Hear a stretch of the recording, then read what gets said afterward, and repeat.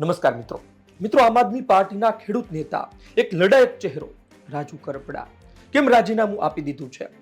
અચાનક એવું તો શું થયું? આમ આદમી પાર્ટીથી દૂર કેમ થયા? એની પાછળ કારણો શું છે? છેલ્લા 3 મહિના કેટલા અગત્યના છે? વિસ્તારથી વાત કરું તો આમ આદમી પાર્ટી અને ત્યારબાદ તેમાંથી એક પછી એક નવા ચહેરાઓ બહાર આવી રહ્યા હતા. રાજુ કરપડા પણ તેમાંના એક છે. આમ તો રાજુ કરપડાએ અન્ય પાર્ટીમાં પણ કામ કર્યું, કોંગ્રેસના નેતાઓ સાથે પણ કામ કર્યું, પરંતુ તેઓ આમ આદમી પાર્ટીમાં જોડાયા.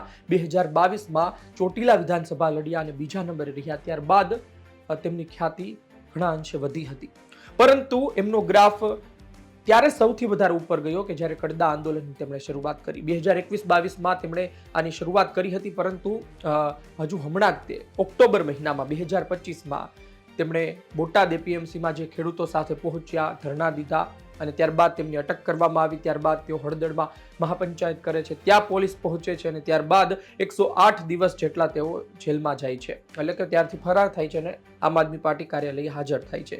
108 દિવસ બાદ તેઓ જેલથી બહાર આવ્યા અને ત્યારબાદ એવી ચર્ચાઓ હતી કે કંઈ ને કંઈ આમ આદમી પાર્ટીમાં રંધાઈ રહ્યું છે. તમે સમજો કે અત્યારે ટાર્ગેટ પર ગોપાલભાઈ ઇટાલિયાનું નામ છે, એટલે કે ધારાસભ્ય ગોપાલ ઇટાલિયાના કારણે રાજુભાઈ કરપડાએ રાજીનામું આપ્યું હોય તેવી ચર્ચાઓએ જોર પકડ્યું છે. પરંતુ રાજુભાઈ કરપડાએ તેવી કોઈ વાત નથી કીધી, ન તો તેમણે એવું કોઈ લખ્યું છે કે આ વ્યક્તિના કારણે હું રાજીનામું આપું છું. એક વાત એ છે કે ખટરાગ હોય, અંદર ખાને કંઈ ચાલતું હોય તો કોઈ આ પ્રકારનું પત્રમાં લખે નહીં. સાચું કારણ કોઈ લખતા નથી આજકાલ, અને એ સાચું કારણ તમને પાર્ટીના સૂત્રો હોય અથવા તો તમને એમના પરિવારમાંથી માહિતી મળી શકે છે.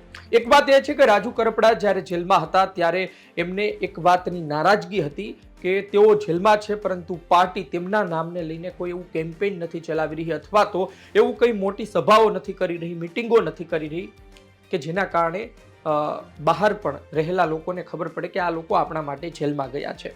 તમે જુઓ, કાયદાનું કામ કરતો હોય છે.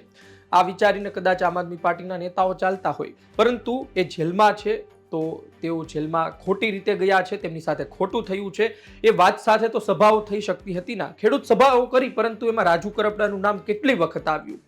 શું રાજુ કરપડાના નામ સાથે, એના બેનર સાથે સભાઓ થઈ છે? એવું કોઈ કેમ્પેઇન ચાલ્યું છે? આ એક વાતની નારાજગી હતી. બીજી વાત છે કે પરિવારના લોકો પણ કંટાળી ગયા હતા.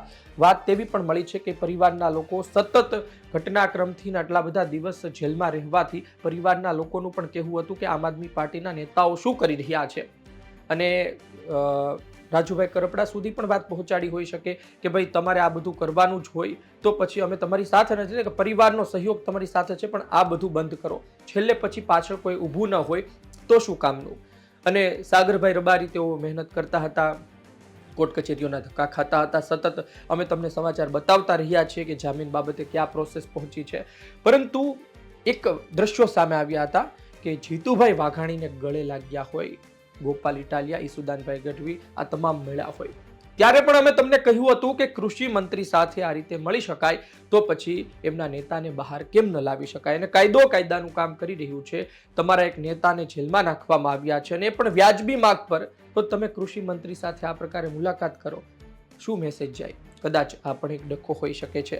પરંતુ અંતે તો વાત એ જ છે કે જેલમાં ગયા બાદ કઈ ડખો સર્જાયો, આમ આદમી પાર્ટીના કોઈ નેતાએ ન કરવાનું કર્યું અથવા તો જેમની સાથે બેઠકો ન કરવાની હોય, જેમની સાથે વાત ન કરવાની હોય તેવું કર્યું તેવું કહેવામાં આવી રહ્યું છે. આપણે કોઈના પર પણ આરોપ નથી લગાવતા, સમય સાથે વધુ માહિતી બહાર આવશે. રાજુભાઈ કરપડા પણ સમય સાથે ઈશારોમાં ખુલાસો પણ કરી દેશે, પરંતુ આ તમામ વાત છે ઓક્ટોબર, નવેમ્બર, ડિસેમ્બર અને આ જાન્યુઆરી પૂરી, એટલે કહેવાનો મતલબ મારો એ છે કે આ 3-4 મહિના દરમિયાન ઘણું રંધાઈ ચૂક્યું છે, અને ખાસ કરીને એ 4 મહિના દરમિયાન રાજુભાઈ કરપડાની મૂવમેન્ટ હોય, કારણ કે તેઓ બહાર આવ્યા ત્યારબાદની પણ પરિસ્થિતિ હોય, એ ઘણું કહી જાય છે. આ વચ્ચે તમે સાંભળો કે તેમના સાથી પ્રવીણભાઈ રામે શું કહ્યું. નમસ્કાર મિત્રો, જય જવાન જય કિસાન.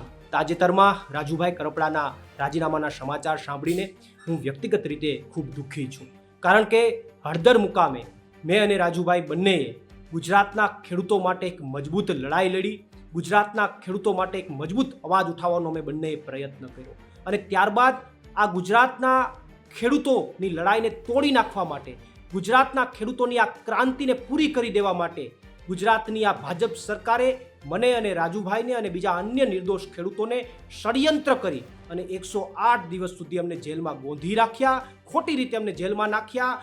જેલમાં પણ આ ભાજપની સરકારે અમને યાતનાઓ આપવામાં કંઈ બાકી ન રાખ્યું, અમને હેરાન કરવામાં કંઈ બાકી ન રાખ્યા, અમારી ઉપર પ્રેશર બનાવવામાં પણ આ ભાજપની સરકારે કંઈ બાકી ન રાખ્યું. અને એટલા માટે મને શંકા છે કે બીજેપીની આ પ્રેશર ટેકનિકના કારણે ક્યાંક અને ક્યાંક રાજુભાઈએ રાજીનામું આપ્યું હોય એવી મને શંકા છે. પરંતુ હજુ પણ અમારા પાર્ટીના તમામ નેતાઓ અને મારે પણ રાજુભાઈ કરપડા સાથે વાત થઈ નથી. અમે એમની સાથે જ્યારે વાત કરીશું ત્યારે અમને ચોક્કસથી યોગ્ય કારણ જાણવા મળશે અને જ્યારે યોગ્ય કારણ જાણવા મળશે ત્યારે ચોક્કસથી અમે ગુજરાતની જનતા સામે એ યોગ્ય કારણ મૂકીશું.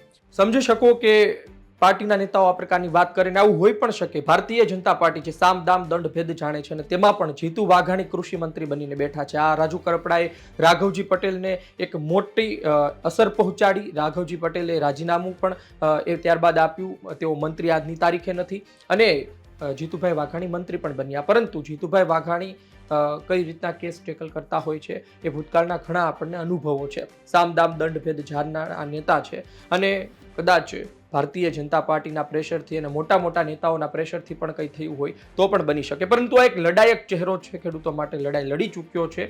એટલે આપણે માનીએ કે કોઈ સામાન્ય બાબતમાં તૂટી જાય તેવું લાગતું નથી. રાજુ કરપડા ખૂબ મજબૂત નેતા છે. એટલે હશે કોઈ મોટી બાબત હશે અને તેમાં આપણે એ વાત પણ જોડવી જોઈએ કે ભારતીય જનતા પાર્ટીનું પણ કંઈ ને કંઈ અંશે દબાણ હોઈ શકે છે, પાર્ટીનો ડખો પણ હોઈ શકે છે. વધુ સમાચાર બહાર આવશે, પરંતુ જે માહિતી છે એ માહિતી અમે તમને આપી. જેલમાં હતા ત્યારથી ડખો શરૂ થઈ ચૂક્યો હતો, બહાર આવ્યા અને આ થોડા સમયમાં તેમણે રાજીનામું આપ્યું. આપનું શું કહેવું છે કોમેન્ટ બોક્સમાં જરૂરથી જણાવજો. ધન્યવાદ.